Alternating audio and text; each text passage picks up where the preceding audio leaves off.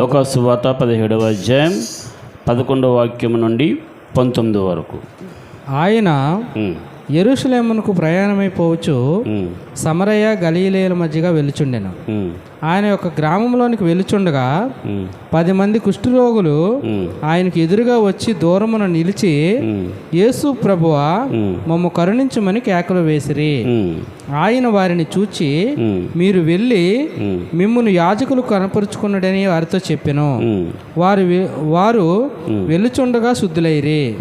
వారిలో ఒకడు తనకు స్వస్థత కలుగుట చూచి గొప్ప శబ్దముతో దేవుని మహిమపరచుచు తిరిగి వచ్చి ఆయనకు కృతజ్ఞతాస్తుతులు చెల్లించుచు ఆయన పాదముల యొద్ద సాగిలపడెను. వాడు సమరయుడు. యేసు ప్రభు దగ్గరికి 10 మంది కుష్ఠరోగులు వచ్చారు. కుష్ఠరోగులు వస్తే వాళ్ళు స్వస్థత గురించి అడుగుతారు. మీరు వెళ్ళండి, యాజకులకి కనపరుచుకోండి అని చెబుతాడు యేసు ప్రభు వారు. చెబితే 10 మంది కూడా వెళ్తే అందరు కూడా శుద్ధులైపోతారు. హల్లెలూయా, రైట్. చాలా జాగ్రత్తగా వాక్యం వినండి. ఏం చెప్పాడు యేసయ్య? వాళ్ళు కుష్ఠరోగంతో ఉన్నారు. కుష్ఠరోగంతో ఉన్నప్పుడు స్వస్థపరచమని అడిగారు. స్వస్థపరిచాడా యేసయ్య? స్వస్థపరచలేదు. చేతులుంచి మీరు శుద్ధులవుదురు గాక అన్నాడు ఏమైనా? అనలేదు. వెళ్ళండి, యాజకులకి కనపరుచుకోండి అన్నాడు. అదేంటి యేసయ్య అలాగంట? నీ చేయి చాపి మనం శుద్ధులు చేయొచ్చు కదా, నీ చేయి చాపి బాగు చేయొచ్చు కదా, తల మీద చెయ్యేసి కదా, పని అయిపోద్ది కదా. ఏమీ చేయకుండా వెళ్ళమంటావేటి అని అన్నారు వాళ్ళు? అనలేదు. చెప్పినట్టుగా విశ్వాసం ఉంచి వెళ్ళిపోయారు. హల్లెలూయా. కుష్ఠరోగంతోనే నడిచెళ్ళారండి వాళ్ళు. బాగు అయిపోయిన తర్వాత వెళ్ళలేదు. మార్కెట్కి పంపిస్తారు మీరు ఎవరైనా సరే. కూరగాయలు తెమ్మని, ఏదైనా తెమ్మని పంపించినప్పుడు పిల్లల్ని చేతిలో డబ్బులు ఇవ్వకుండా పంపిస్తారా? వెళ్ళమన్నా మరి డబ్బులు అంటే డబ్బులు ఇవ్వను వెళ్ళిపో అంటే ఎలాగుంటుంది? అదేంటి డబ్బులు ఇవ్వకుండా టిఫిన్ తెమ్మంటావు, డబ్బులు ఇవ్వకుండా మార్కెట్కి వెళ్ళమంటావు అనవా? మనం స్వస్థపరచమంటే స్వస్థత చూపించకుండా, రోగం అంత తీయకుండా యాజకుడికి ఎలా కనపరుచుకోవాలి నేను అనే ఆలోచనలకు రాలేదు. విశ్వాసం ఉంచి ఈయన చెప్పాడు, ఈయన పలికాడు. ఈయన పలికితే మధ్యలో ఏది అయిపోద్దన్నమాట. హల్లెలూయా, మధ్యలో జరిగిపోద్దన్నమాట అనే విశ్వాసంతో వెళ్ళిపోయారు. దేనికి స్తోత్రం. ఒకడు మాత్రం ఒక కుష్ఠరోగి ఉన్నాడు. చూడండి, 2వ రాజుల గ్రంథం 5వ అధ్యాయం 1వ వాక్యం. సిరియా రాజు సైన్యాధిపతి అయిన నయమాను అని ఒకడు ఉండెను. నయమాను ఒకడు ఉన్నాడంట. అతని చేత యెహోవాయే సిరియా దేశమునకు జయము కలిగి చేసి ఉండెను. కనుక అతడు తన యజమానుని దృష్టికి గనుడై దయ పొందినవాడాయను. అతడు మహాపరాక్రమశాలి అయి ఉండెను గాని అతడు కుష్ఠరోగి అంట. 9, 10, 11.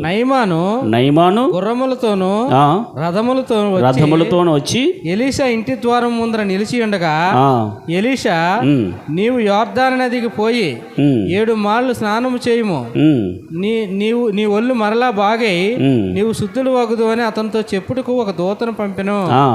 అందుకు నయమాను కోపం తెచ్చుకొని తిరిగిపోయి ఇట్లా అన్నాడంట. అతడు నా యొద్దకు వచ్చి నిలిచి తన దేవుడని యెహోవా నామమును బట్టి తన చెయ్యి రోగముగా ఉన్న స్థలం మీద ఆడించి కుష్ఠరోగం మానుపమని నేను అనుకుంటుని కుష్ఠరోగమును మానుపునని అని అనుకున్నాడట. వినండి, నాకు చూస్తే ఇంకా చక్కగా వినాలి దేవుని వాక్యాన్ని. 10 మంది కుష్ఠరోగులు ఏం చేశారు? మీరు వెళ్ళండి, యాజకులకి కనపరుచుకుని చెప్పినప్పుడు వెళ్ళిపోయారు లేదా? ఇక్కడ కుష్ఠరోగి ఉన్నాడు. ఈయన ఏం పేరు? నయమాను. అందరనండి, నయమాను, రైట్. ఈయన కుష్ఠరోగి, సైన్యానికే అధిపతి, కానీ ఆయనకి ఏముంది? కుష్ఠరోగం ఉంది. ఓకే, జాగ్రత్త వినండి. ఇతడికి చెప్పాడు, ఒక ప్రవక్త ఉన్నాడు అని చెబితే వచ్చాడు. మొత్తానికి వచ్చి ముందు నిలబడతాడు. ఆ యొక్క సేవకుడు, ఆ ప్రవక్త ఎలీషా ఏం చెప్తాడంటే, యోర్దాను నదికి వెళ్ళి 7 సార్లు మునిగి స్వస్థత పొందు అని చెబుతాడు. వీడేమంటాడు తెలుసా? చేచి ఏంటి ఇలా చేశాడు? ఏమనుకున్నాడట ఆయన? తన యెహోవా నామమును పెట్టి రోగం ఉన్న ప్రాంతంలోని చెయ్యేది పెట్టి ఇలా ఆడెత్తాడు అనుకున్నాను నేను, ఇలాగేదో చేస్తాడు అనుకున్నాను. కానీ అలా చేయలేదని చెప్పి కోపంతో రౌద్రుడై తిరిగి వెళ్ళిపోతాడు తన దేశానికి. ఈ యొక్క కుష్ఠరోగికి ఏమి లేదో తెలుసా? విధేయత లేదు. ఈయనకి ఏమి లేదో తెలుసా? విశ్వాసం లేదు. చెప్పింది చేయడానికి వ్యతిరేకత ఈ నయమాను. కానీ సైన్యాధిపతే, పేరుకి సైన్యాధిపతే. చాలామందికి ఆత్మీయ గర్వం ఉంటుంది. నేనేంటి, నా స్టేటస్ ఏంటి, రథాలతో గుర్రాలతో వచ్చాడంట అక్కడికి, ముందు నిలబడ్డాడట. ఈ యొక్క సేవకుడు ప్రవక్త దగ్గరికి వెళ్ళలేదు. ఒక దూతను పంపించాడు, ఒక సర్వెంట్ని పంపించి ఇలా చెప్పు అతనితోని, యోద్ధానికి వెళ్ళి 7 సార్లు ములిగి స్వస్థత పొందమని చెప్పు అంటే వినలేదు ఆయన. 10 మంది కుష్ఠరోగుల్లోని విశ్వాసం ఉంది, ఈ కుష్ఠరోగుల్లోని విశ్వాసం లేదు, విధేయత లేదు. వారు వెళుతూ ఉండగా నీ ఆత్మీయ జీవితంలో నువ్వు ప్రయాణం సాగుతూ ఉండగానే నీ జీవితంలో అద్భుతాలు జరిగిపోతూ ఉంటాయి. హల్లెలూయా. దేవుడి మాట పెట్టి నువ్వు ప్రార్థన చేసుకొని పని ప్రారంభిస్తూ ఉండగానే అద్భుతాలు జరిగిపోతూ ఉంటాయి, కార్యాలు జరిగిపోతూ ఉంటాయి. తిరిగి లేదు, దేవుడు చెప్పిన మాట అది. యోహాను సువార్త 2వ అధ్యాయం 7-8 వాక్యాలు. ఆ బాణలు నీళ్లతో నింపుడని వారితో చెప్పగా వారు వాటిని అంచుల మట్టుకు నింపిరి. అప్పుడు ఆయన వారితో వీరిప్పుడు ముంచి విందు ప్రధాన యుద్ధకు తీసుకొని పొండని చెప్పగా వారు తీసుకొని పోయిరి. అది కానాను పెళ్లి విందు. కానాను ఊర్లోని పెళ్లి విందు జరుగుతూ ఉంది. ఓకేనా? ఆ పెళ్లి విందులోని యేసుప్రభు కూడా వెళ్ళాడు. అక్కడ ఉన్న ద్రాక్షరసం అయిపోయింది. మనకున్న ఆచారాల ప్రకారం ఐస్ క్రీమ్లు పెట్టడం, బిర్యానీలు, సాంబార్లు ఇవన్నీ పెడతాం కదా. వాళ్ళకున్న ఆచార ప్రకారంగా గ్రేప్ జ్యూస్ పెడతారు. ఓకే, అయిపోయింది. అయితే యేసుప్రభు వారు శిష్యులతో చెబుతున్నాడు, నీళ్ళని బాణలతో ఫుల్గా నింపమని చెప్పాడు. రాతి బాణ తెలుసా? అండా ఉంటాయి, పాతకాలం రోజుల్లో అండా ఉంటుంది కదా, అలాంటివి అన్నమాట. రాతి బాణాలు అక్కడ ఉంటాయి, నీళ్ళతో నింపమంటాడు. నింపేస్తారు. చాలా జాగ్రత్త వినాలి. నీళ్ళతో నింపిన తర్వాత ఏమంటారు తెలుసా? మీరు నీళ్ళను ముంచి తీసుకుని వెళ్ళండి అంటాడు.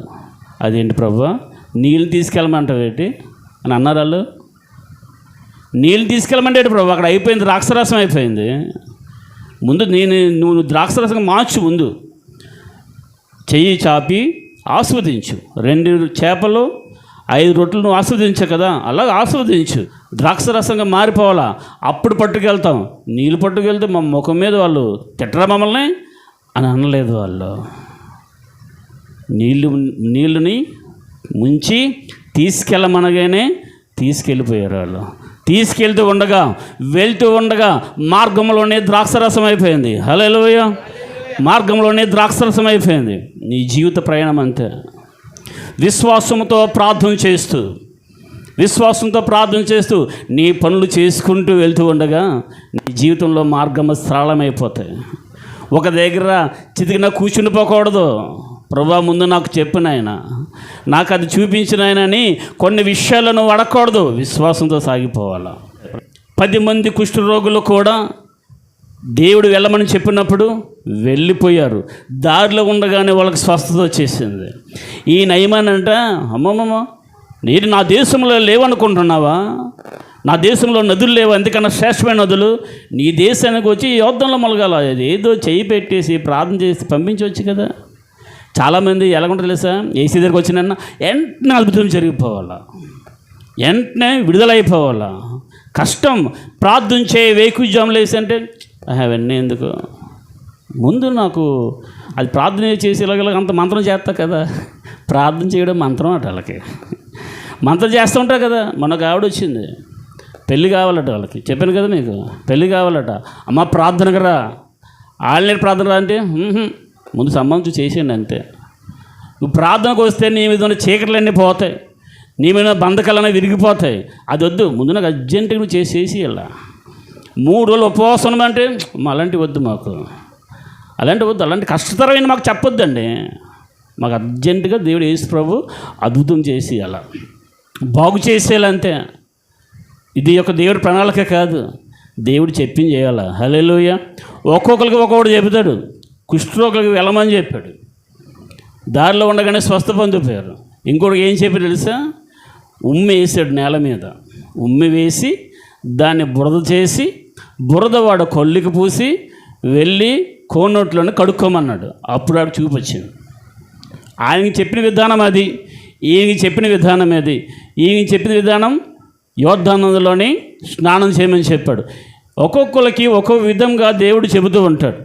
మీ మార్గంలోని ఈ బిజినెస్ చేయి, ఈ పని చేయి, ఈ కోర్స్ తీసుకో, ఈ జాబ్ స్టార్ట్ చేయి, ఈ పని స్టార్ట్ చేయి, ఈ సంబంధానికి వెళ్ళు, ఈ యొక్క వృత్తి స్టార్ట్ చేయి అని మీకు చెబుతూ ఉంటాడు. దానిలో ఏం చేయాలి తెలుసా, విశ్వాసముతో ప్రార్థన చేసి అడుగులు పెట్టేయాలి. హల్లెలూయా. యెహోషువ 3వ అధ్యాయం 15వ వాక్యం 16వ వాక్యం.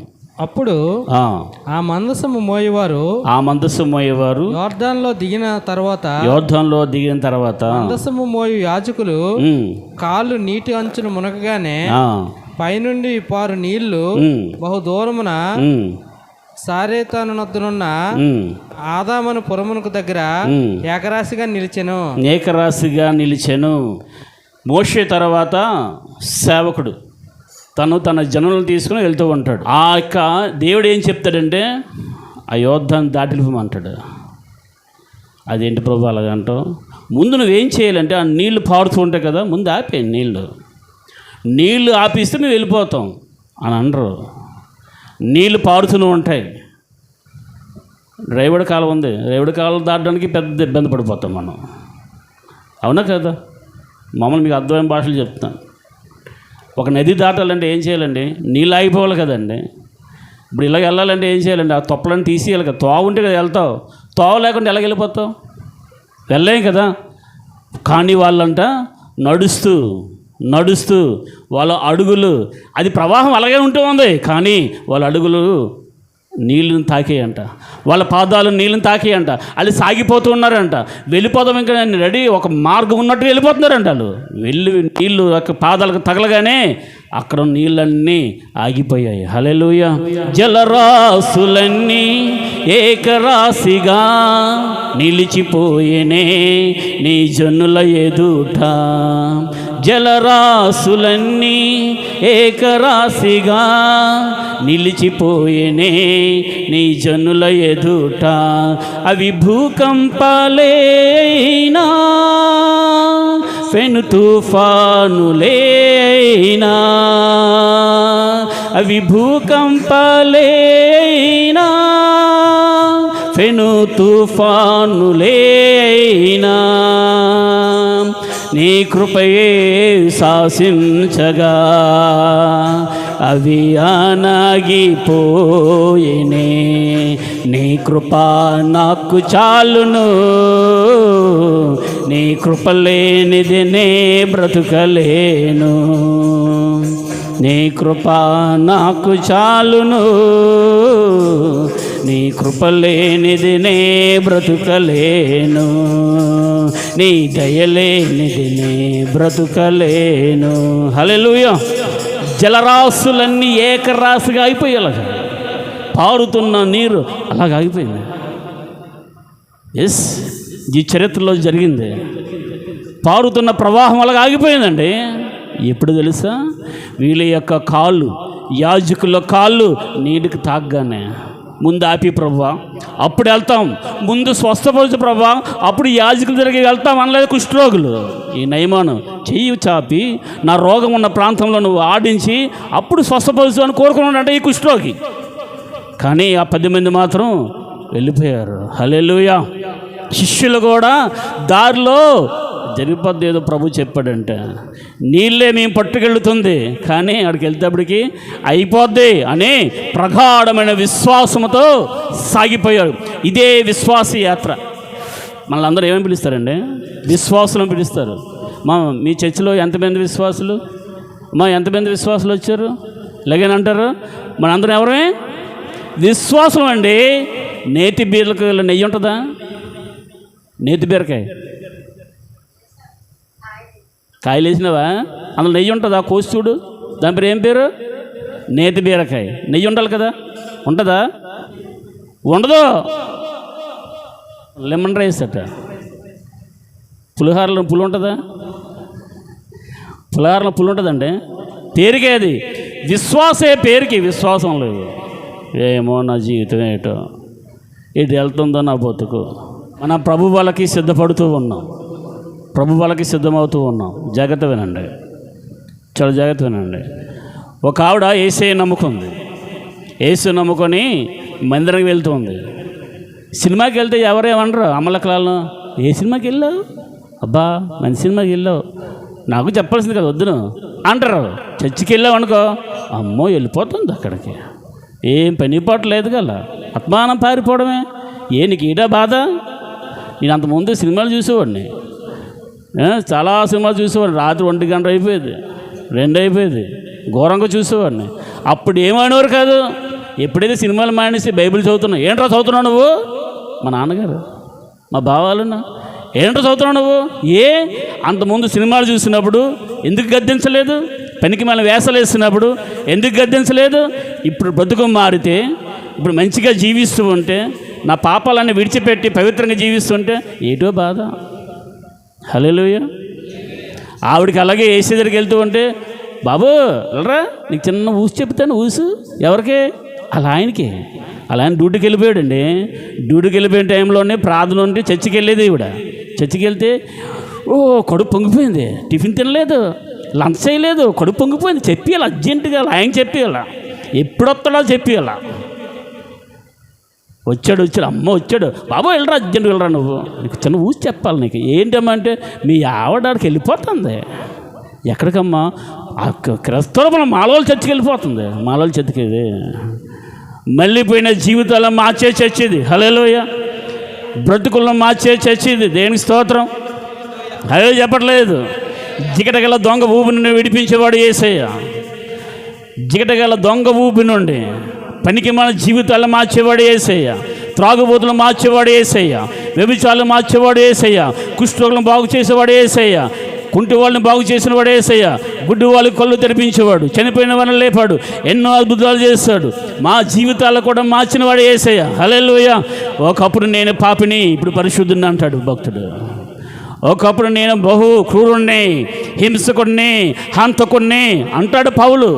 ఇప్పుడైతే నేను ప్రభు గురించి ప్రాణం పెట్టేవాడుగా, మీ గురించి ప్రాణం పెట్టేవాడుగా దేవుడు నన్ను చేశాడు.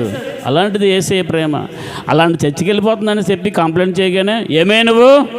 ఆయన ఒక పోలీస్ ఆఫీసర్, జాగ్రత్త వినండి, పోలీస్ ఆఫీసర్, ఏమే నువ్వు ఎక్కడికి వెళ్ళిపోతున్నావు నువ్వు అంటే, ఏదో కొంతసేపు నాకు మనశ్శాంతి ఉంటుంది అక్కడ. చర్చికి వెళ్తే నాకు మనశ్శాంతి ఉంటుందండి. మన నూడిల్స్, మా పిల్లలకి నూడిల్స్ కొందని వెళ్తే కూడా కూర్చున్నాడు అక్కడ. ఇలాగ చర్చి పెట్టానంటే అర్జెంటుగా ఒక మాట చెప్పాడు, నాకు ఇమీడియట్గా మాట చెప్పాడు, బాబు నాకు మనశ్శాంతి లేదు, నేను వచ్చేస్తున్నాను అన్నాడు. నేను వచ్చేస్తాను, నాకు అర్జెంట్ మనశ్శాంతి కావాలి అని అన్నాడు ఆయన. అయితే ఈవిడ అలాగే వాపోయింది. వాపోతే ఒప్పుకోను నేను అనేసి కొట్టేశాడు. వినండి జాగ్రత్తగా, కొట్టేశాడు ఆవిడని, చెత్త కొట్టేశాడు. పోలీస్ ఆఫీసర్ కదా, అక్కడ ఖైదీలను కొట్టిన చెయ్యి కదా, అలవాటు అయిపోయింది చెయ్యి కదా, కొట్టేశాడు. ఈవిడ ఏం చేసి తెలుసా, బాత్రూమ్కి వెళ్తానని పల్లెటూరులోని చెంబు పట్టుకొని వేరే దూర ప్రాంతానికి వెళ్తారు కదా, బాత్రూమ్కి వెళ్తానని చెప్పి వెళ్ళిపోయి చర్చికి వెళ్ళేది. హల్లెలూయా. ఆశ ఉండాలి కానీ నీకు దేవుని వెతకడానికి నీకు ఏ ఆటంకాలు ఉండవు. మనకి ఎన్ని ఆటంకాలు లేకపోయినా మనమే ఆటంకం.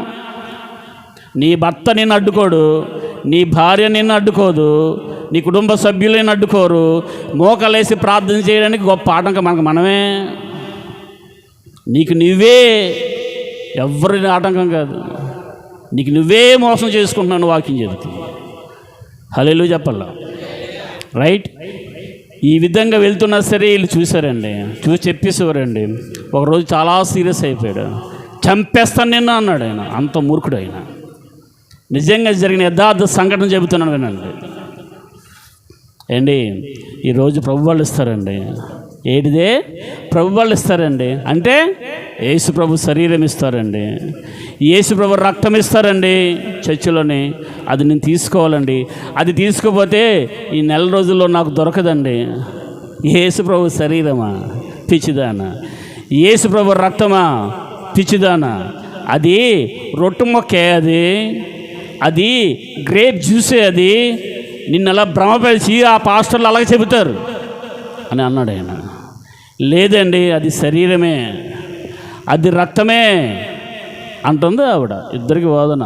సరేనే, వెళ్ళి నువ్వేం చేస్తావంటే నాకు యేసు ప్రభు శరీరం తీసుకురావాలా, యేసు ప్రభు యొక్క రక్తం తీసుకురావాలి, నాకు చూపించాలా. అది ఏసే శరీరము ఏసే రక్తము కాదో నీ ప్రాణాలు నీకు ఉండవు. నిజంగా జరిగింది చెప్తున్నాను. ఇదేంటిది? చెప్పాలా? చపాతీ అండి, ఇది చపాతీ. ఇది ఎలాగా యేసు శరీరంగా మారుతుంది? ప్రార్థన చేయగా మారుతుంది. హల్లెలూయా చెప్పండి. గ్రేప్ జ్యూసు ఎలాగా యేసే రక్తంగా మారుతుంది? ప్రార్థన చేయగా మారుతుంది. కుష్ఠరోగులు ఎలాగో స్వస్థత పొందారు? యేసే చెప్పాడు కాబట్టి వెళ్తూ ఉండగా స్వస్థత పొందారు. శిష్యులు ఎలాగా నీళ్ళని ద్రాక్షరసంగా మార్చగలిగారు? యేసే చెప్పాడు కాబట్టి చేతిలో ఉన్నది నీళ్ళే, కానీ వెళ్తూ ఉండగా ద్రాక్షరసమైంది. ఈ ద్రాక్షరసము కూడా యేసు నామములో ప్రార్థన చేయగా ఎలా మారుతుంది తెలుసా? యేసే రక్తంగా మారుతుంది. హల్లెలూయా చెప్పండి. గేదెకి వేస్తుంది, ఆవుకి వేస్తుంది, కుడితే గడ్డే వేస్తావు, దానికి పనికి మాండే వేస్తావు. బయటికి ఏం వస్తుంది తెలుసా? తెల్లని పాలు వస్తున్నాయి. హల్లెలూయా. ఎలా మారుతుంది? తిన్నదంతా చెత్తే తింటుంది, తాగిందంతా వేస్టే తాగుతుంది. బయటికి ఎలా వస్తుంది? చక్కని ఆరోగ్యం ఇచ్చే పాలు. నీ పాపకి, నీ బాబుకి, నీకు ఆరోగ్యం ఇచ్చే పాలు ఎలా వస్తున్నాయి బయటికి? లోన ఏం జరుగుతుంది? ఏ క్రియ జరుగుతుంది? అదే క్రియ ప్రార్థనలో చేస్తే జరుగుతుంది. హల్లెలూయా. అదే క్రియ నువ్వు ప్రార్థన చేస్తే జరుగుతుంది. విశ్వాసం ఉంచు. యాకోబు రాసిన పత్రిక 5వ అధ్యాయం 14-15. మీలో ఎవరైనాను రోగి ఉన్నాడా? అతడు సంఘపు పెద్దలను పిలిపింపవలెను. వారు ప్రభువు నామమున నూనె రాచి అతని కొరకు ప్రార్థన చేయవలెను. విశ్వాస సహితమైన ప్రార్థన ఆ రోగిని స్వస్థపరచును. ప్రభువు అతను లేపును. హల్లెలూయా. హల్లెలూయా చెప్పండి. బిగ్గరగా చెప్పాలి. ఇంకా బిగ్గరగా చెప్పాలా? హల్లెలూయా. విశ్వాస సహితమైన ప్రార్థన ఆ రోగిని స్వస్థపరిచేస్తుంది. ఎవరికైనా రోగం వచ్చింది అనుకుంటే ఏం చేయాలా? సంఘ పెద్దలను పిలిపించి ఏం చేయాలా? నూనె రాచి ప్రభువు నామమున ప్రార్థన చేయాలా. ఇదేంటి మీకు కనిపిస్తుంది? ఏంటి? కొబ్బరి నూనె. కానీ నాకు కనిపిస్తుంది ఏంటి తెలుసా? యేసే రక్తం మీద. హల్లెలూయా. ఎందుకు కొబ్బరి నూనె యేసే రక్తంగా మారింది తెలుసా? ప్రార్థన చేయగా. యేసయ్య నూనె రక్తంగా మార్చని ప్రార్థన చేయగా రక్తం అయిపోయింది. యేసయ్య ఈ రొట్టెని నీ శరీరంగా మార్చు అనగానే అది ఆయన శరీరంగా మారిపోద్ది. ఈ ద్రాక్ష రసాన్ని నీ రక్తంగా మార్చు ప్రభు అనగానే ఈ యొక్క జ్యూస్ ఆయన రక్తం అయిపోద్ది. విశ్వాస సహితమైన ప్రార్థన ఆ రోగిని స్వస్థపరుస్తుంది. ఎంత విచిత్రం, ఎంత విడ్డూరం అంటే క్రైస్తవులకి విశ్వాసం లేదు. చాలామందికి లేదు. విజ్ఞాన స్కూల్లోని ఒక అమ్మాయి ఆట ఆడుతూ పడిపోయింది. మొత్తం చెక్కిసింది చెయ్యి. తెలుసు కదమ్మా పద్మ నీకు? మొత్తం చెక్కిసింది. తిన్నడాడ దగ్గరికి తీసుకెళ్ళమన్నారు మా బావగారు. వినండి జాగ్రత్తగా. తిన్నడాడ తీసుకెళ్ళమని మొత్తం ఇక్కడ నీకు చెక్కిసిందండి. మొత్తం రక్తం వచ్చేస్తుంది బాగా. తీసుకెళ్ళమంటే ఆ అమ్మాయి అంటది, సార్ వద్దు సార్ అంటుంది. 10th క్లాస్ అమ్మాయి. చిన్నపిల్ల అయితే ఏదో మారం చేస్తుంది, భయపడి డాక్టర్ అంటే, వైద్యం అంటే భయపడి, ఇంజక్షన్ అంటే భయపడి ఇలాగ అంటుంది అనుకుంటాం. కాదు, 10th క్లాస్ అమ్మాయి. వద్దు సార్ అంటుంది. వద్దంట వీటమ్మా. లేదు సార్ మా ఇంటికి తీసుకెళ్ళిపోండి అన్నది. ఇంటిగా నేను ఇలాగ ఇంటికి తీసుకెళ్తే మీ పేరెంట్స్ ఊరుకుంటారా? స్కూల్లోని ఫస్ట్ ఎయిడ్ చేయడం మీకు తెలీదా అని మమ్మల్ని సీరియస్ అవ్వరా మా మీద? లేసా మా ఇంట్లో మెడిసిన్ ఉందంటుంది ఆవిడ. హలో చెప్పండి. వాళ్ళ ఇంట్లో ఏముందట? చెప్తే ఉన్నాడు మెడిసిన్ ఏంటో. ఇంటికి వెళ్ళామండి. ఇంటికి వెళ్ళగానే వాళ్ళ డాడీ చాలా ఫ్రీగా నన్ను నవ్వుతూనే అమ్మాయిని లోనికి తీసుకున్నాడు. ఏం చేయాలి తెలుసా? నూనె రాశాడు. హల్లెలూయా. నూనె రాశాడండి. ఏ ఆయింట్మెంట్ రాయలేదు. నా కళ్ళతో నేను చూసి చెప్తున్నాను.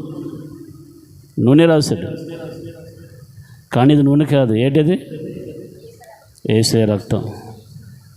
పులిపేట మీద ఉండి దేవుని సేవకుడుగా ఒకరోజు దేవుడికి లెక్క అప్పు చెప్పుకోవాల్సిన వాడిని ఉండని తెలిసి ఉండగా యథార్థంగా జరిగించి చెప్తున్నాను. మాడిపోయింది అది. 2-3 రోజులకే మాడిపోయిందండి అది దెబ్బంతనా. మీరు వెళ్ళి చెప్పట్లేదు. ఏ మెడిసిన్ వాడలేదు, ఏ ఆయింట్మెంట్ వేయలేదు. అలాగని చెప్పి మీకు దెబ్బలు తగిలినప్పుడు, మీకు రోగాలు వచ్చినప్పుడు హాస్పిటల్కి వెళ్ళొద్దని నా ఉద్దేశం కాదు. నీ విశ్వాస పరిమాణం ఎలా ఉందో ఆలోచించుకోమని చెప్తున్నాను. ప్రతి వారికి వారి విశ్వాస పరిమాణం చెప్పిన దేవుడు ప్రియులు చేస్తాడు. అందరికీ విశ్వాసం రేంజ్ ఒకలా ఉండదు. నాకున్న విశ్వాసం ఒకలా ఉంటుంది, మీకున్న విశ్వాసం ఒకలా ఉంటుంది, నా పిల్లలకు ఒకలా ఉంటుంది, నా భార్యకు ఒకలా ఉంటుంది. అందరికి ఒక్కొక్కరికి ఒక్కొక్కలా ఉంటుంది విశ్వాసం. వాడు ఉండేవాడు, వాడు అందరికీ జాతకాలు చెబుతూ ఉండేవాడు. వాడందరికీ జాతకాలు చెబుతాడు. మా షోరూమ్ మేనేజర్లు కూడా జాతకాలు చెప్పేవాడు.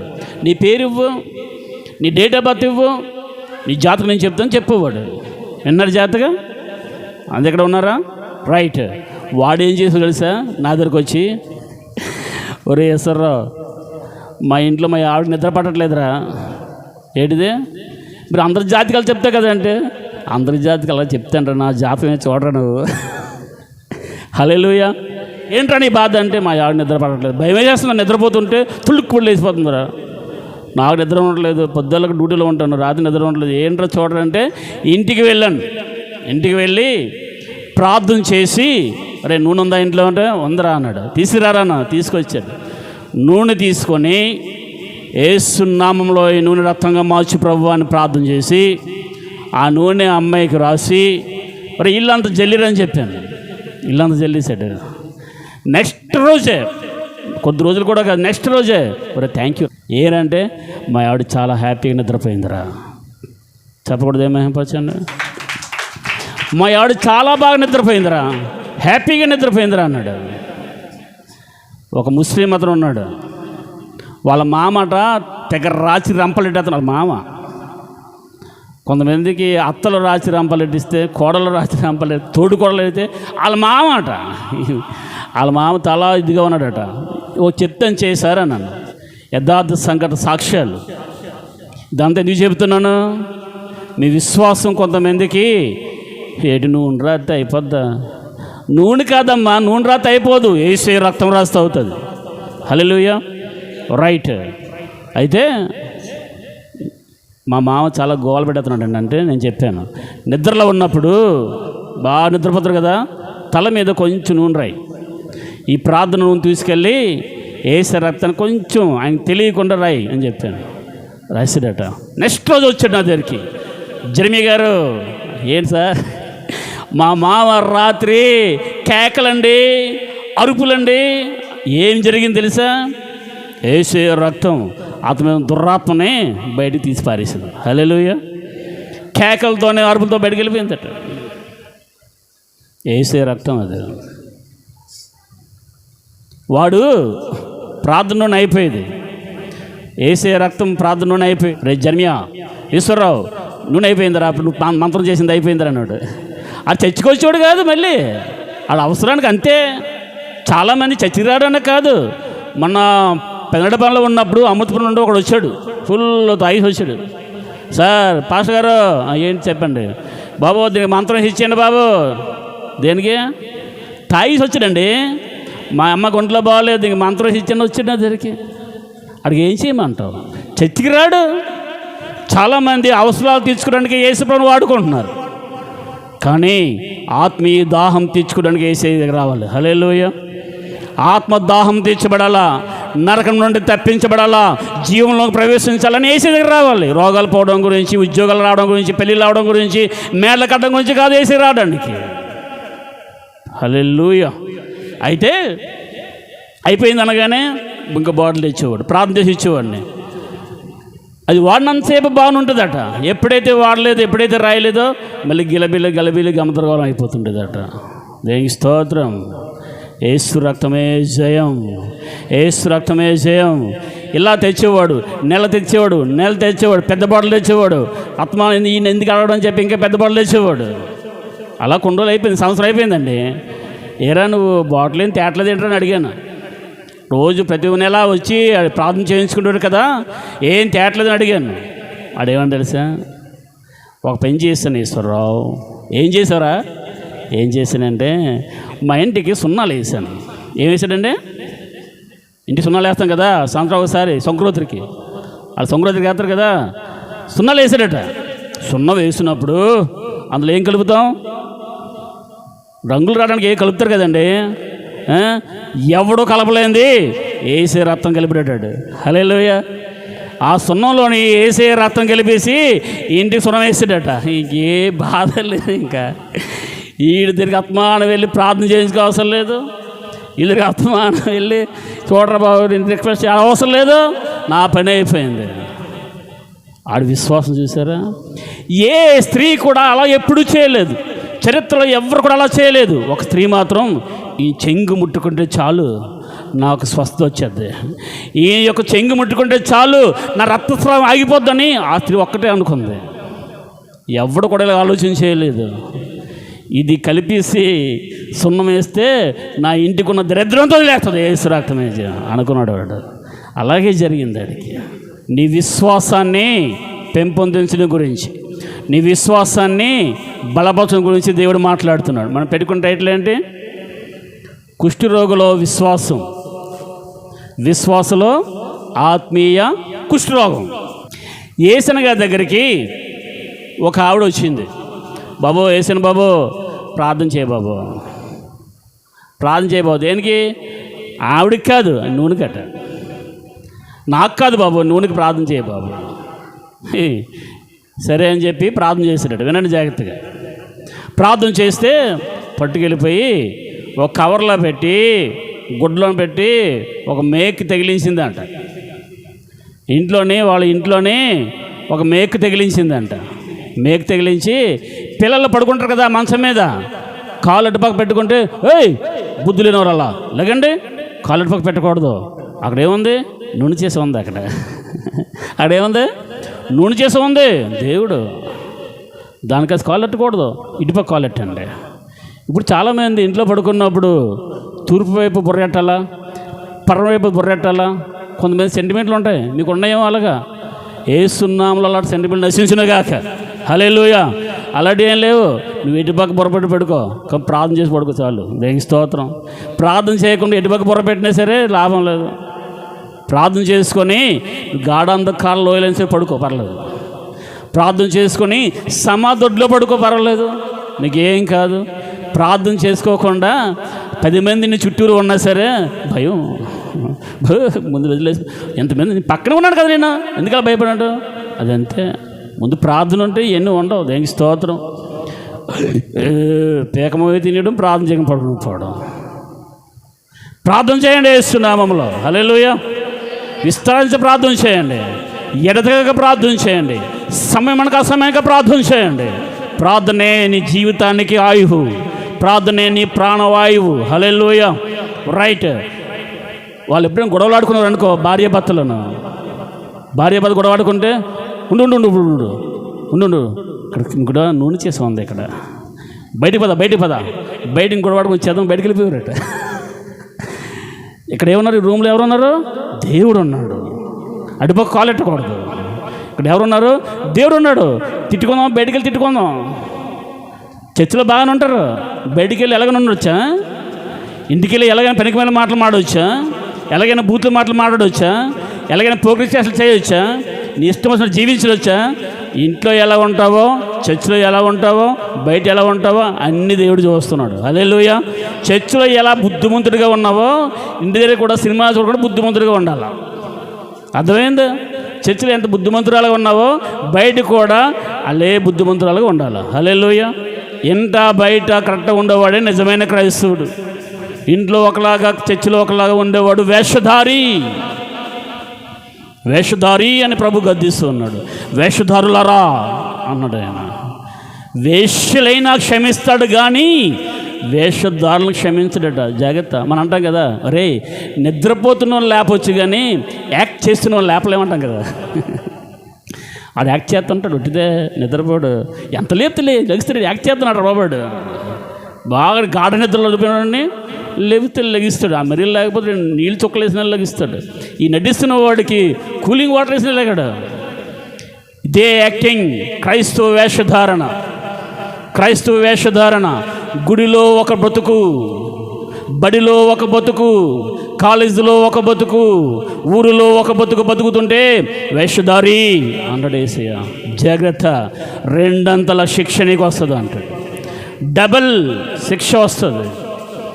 వీళ్ళు నూనె చేసాను ఏం చేశారు? ఆ యేసన్ గారు అంటారు, వాళ్ళది తప్పు కాదు, ఆ నూనె చేసాను దేవుడిగా చేసి నాదే తప్పు అంటాడు ఆయన. హల్లెలూయా. నేను చెప్పిన యొక్క సువార్త ఏంటంటే నూనె రాసి ప్రార్థన చేయాలా, కానీ విశ్వాసయుతమైన ప్రార్థన రోగిని స్వస్థపరుస్తుంది అన్నాడు ఆయన. Praise the Lord. హల్లెలూయా. అలా అని నూనెను పక్కన పెట్టకూడదు, అలా అని ప్రార్థన నిర్లక్ష్యం చేయకూడదు. అయితే ఆ తల్లి ఏం చేసిందో తెలుసా? అయ్యా, నా భర్త ఎలాగైనా సరే నీ శరీరాన్ని తెమ్మన్నాడు, నీ రక్తాన్ని తెమ్మన్నాడు. వాడు బాగా మూర్ఖుడు, నీకు తెలిసే ఉంది.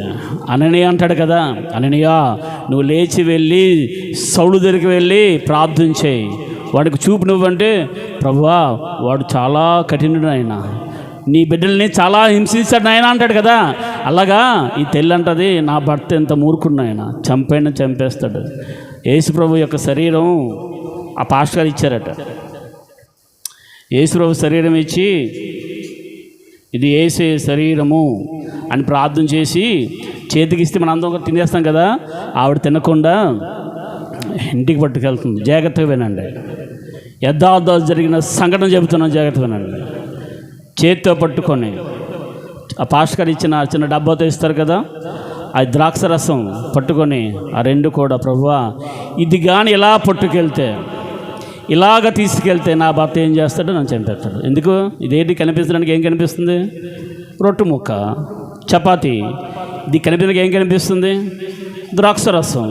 అంతే కదా, మనకు అదే కనిపిస్తుంది. రైట్. విశ్వాస నేత్రాలకి మాత్రం కనిపిస్తుంది అది. Praise the Lord. వెళ్ళింది, పట్టుకెళ్ళింది, చేతిలో పెట్టింది, గడగడ గడగడ గడగడ వణుకుతుంది, చంపేస్తాడు. ప్రభువా కరుణించి సహాయం చేయను, లోన ఆత్మలా మూలుగుతూ ప్రార్థన చేస్తుంది. తెచ్చావా? తెస్తే తెలిసే నాకు నువ్వు తీసుకొస్తావని. మండుగట్ట అనవే, తెలియదని నాకు. అలాగా వెయిట్ చేయి అని చెప్పి తెలియనాడు కదా, పోలీస్ ఆఫీసర్ కదా, ల్యాబొరేటరీకి తీసుకెళ్ళాడు. ఎక్కడ తీసుకెళ్ళాడు? ల్యాబొరేటరీకి. ఎక్కడైనా కొన్ని బాడీస్ చచ్చిపోతుంటారు కదండి, కొన్ని హత్యలు జరుగుతున్నాయి కదా, వాళ్ళు ఏం చేస్తారు? పోస్ట్ మార్టం తీసుకెళ్తారు కదా, ఎలా జరిగింది, హత్య జరిగిందా, ఆత్మహత్య జరిగిందా, ఎవరు చంపారు, ఫింగర్ ప్రింట్స్ ఏమన్నా చూస్తారు కదా. అలాగా ల్యాబొరేటరీస్ ఉంటాయి. నిజంగా ఏంటో చూద్దాం, నువ్వు చెప్తున్నా కదా, ఏంటి తెచ్చావు అంటే, కాదండి ఇది వేసే శరీరం అండి, కావాలంటే టెస్ట్ చేసుకుంటాను కానీ, అలాగా సరే టెస్ట్ చేస్తాను. పట్టుకెళ్తే టెస్టింగ్లో తేలిని చెబుతా వినండి.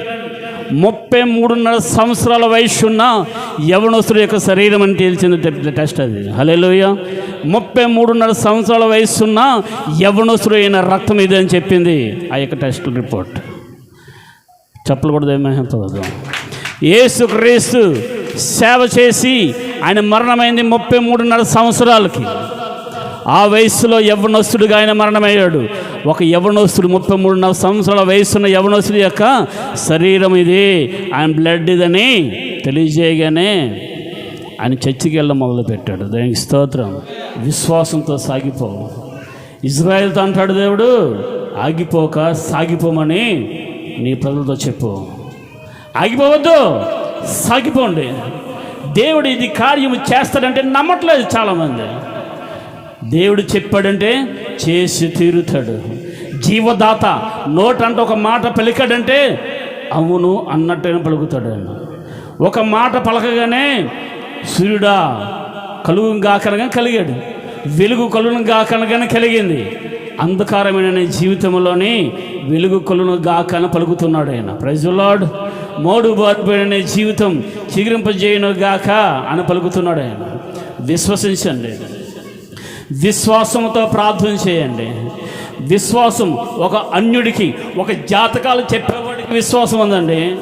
ప్రార్థన చేయగానే ఆ ప్రార్థనని వాడు యేసే రక్తంగా భావించి వాడు జీవితంలో అప్లై చేసుకున్నాడు. ఒక జాతకాలు చెప్పే అబ్బాయి. Praise the Lord. హల్లెలూయా. నీ విశ్వాస పరిమాణం ఎలా ఉంది? నీ విశ్వాసం ఎలా ఉంది? కుష్ఠరోగులో విశ్వాసం ఉంది, విశ్వాసంలో మాత్రం ఆత్మీయ కుష్ఠరోగం ఉంది. నమ్మట్లేదు. దేవుడు నీ బతుకు మారుస్తాడు రా బాబు అంటే నమ్మట్లేదు. దేవుడు నిన్ను తెల్లగా చేస్తాడు కానీ తోగా ఉంచడంటే నమ్మట్లేదు.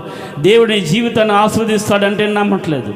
చాలామంది నమ్మకపోవడం వల్ల ప్రార్థన మానేస్తున్నారు. ఇంకేం బ్రతుకులే, ఇంకేం జీవితాలే, ఇంకేం మారు మనసులే, ఇంకేం దేవుళ్ళే.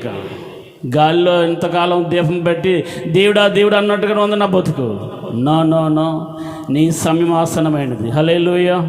నీ గడి ఆసనమైనది. హల్లెలూయా. రానేవాడు రాబోతూ ఉన్నాడు. చాలామంది ఏసే వస్త్రం అన్నారు, ఇంకా రావట్లేదండి, ఏసే వస్త్రం ఇంకా రావట్లేదు అన్నారు. రాబోతున్నవాడు త్వరగా రానే ఉన్నాడు. హల్లెలూయా. విశ్వసిద్దాం. విశ్వాసంతో దేవునికి ఏ పని అయితే అప్పగించాడో, ఏ వృత్తి అయితే అప్పగించాడో, ఏ బాధ్యతలు అయితే అప్పగించాడో విశ్వాసంతో సాగిపోండి.